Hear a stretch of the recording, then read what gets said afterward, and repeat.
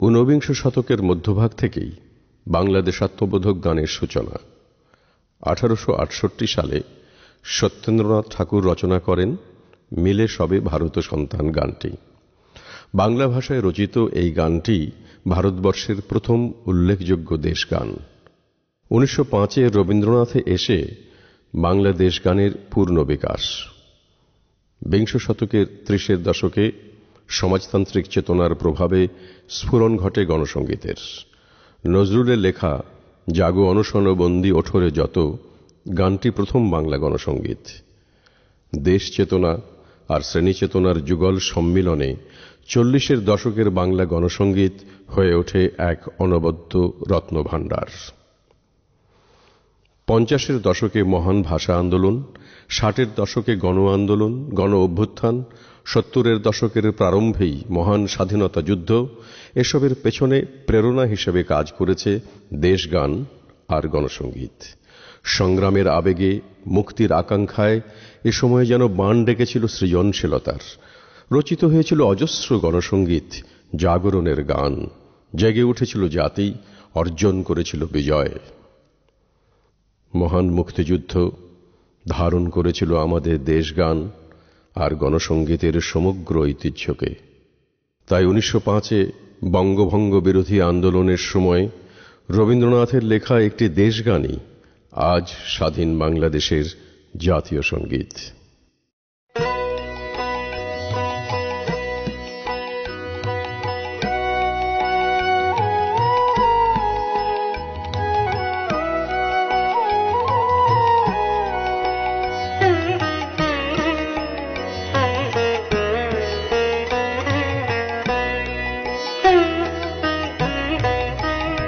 আমার সোনার বাংলা, আমি তোমায় ভালোবাসি,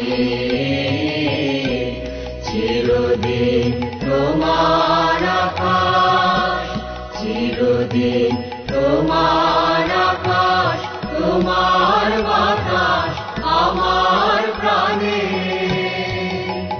ও মা আমার প্রাণে বাজায় বাঁশি সোনার বাংলা, আমি তোমায় ভালোবাসি। ও মা ফাগুনে তোর আবির বনে প্রাণে পাগল করে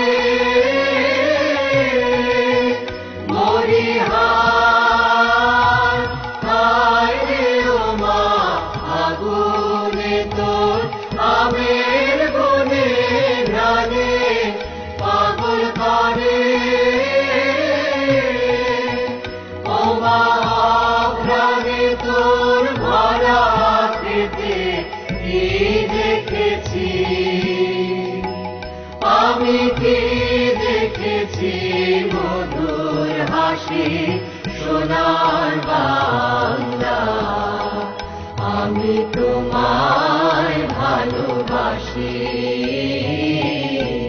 কি শোভা কি ছায়া গো, কি স্নেহ কি মায়া গো, কি আঁচল বিছায়েছ বটে মূলে নদীর কূলে কূলে,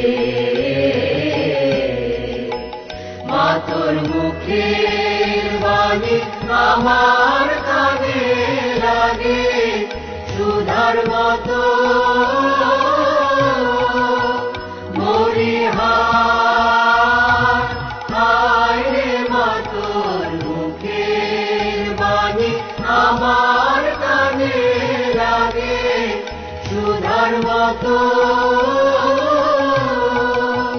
মা তোর বদন খানি